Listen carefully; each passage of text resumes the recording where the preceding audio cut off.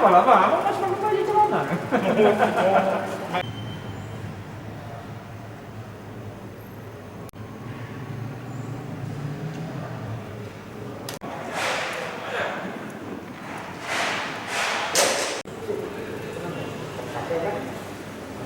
Yalah, saya.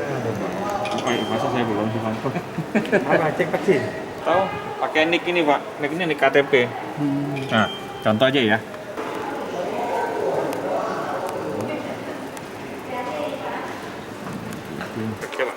Coba cobain aja lagi.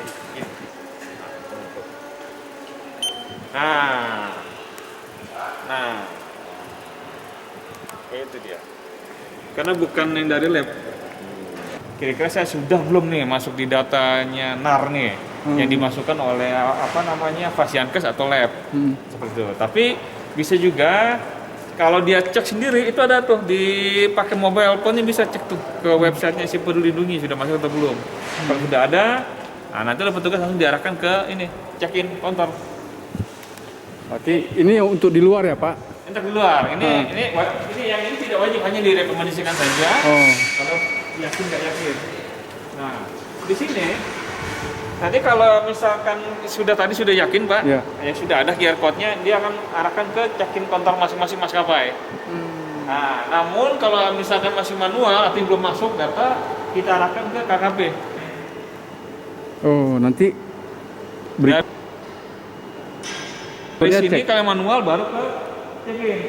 Oh. Sementara kalau yang tadi sudah ada QR code-nya dari mobile phone tadi langsung yang Peduli Lindungi langsung ke check-in, langsung di scan. Di situ nggak ada arahnya.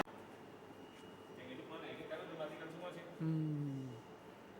Kami dari pihak pengelola bandara sesuai dengan SE surat edaran dari Menteri Kesehatan nomor 847 tahun 2021 terkait dengan digitalisasi dokumen penumpang pesawat udara, bahwa semua penumpang pesawat udara wajib menggunakan aplikasi Peduli Lindungi.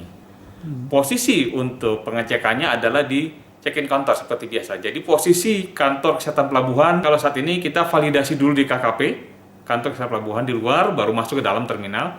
Kedepannya penumpang hanya cukup datang ke kantor check-in dengan membawa aplikasi Peduli Lindungi itu, sudah ada QR code-nya, langsung di-scan, langsung diproses layak atau tidak layak terbang, langsung dibuat boarding pass. Lalu bagaimana kalau memang ada masalah?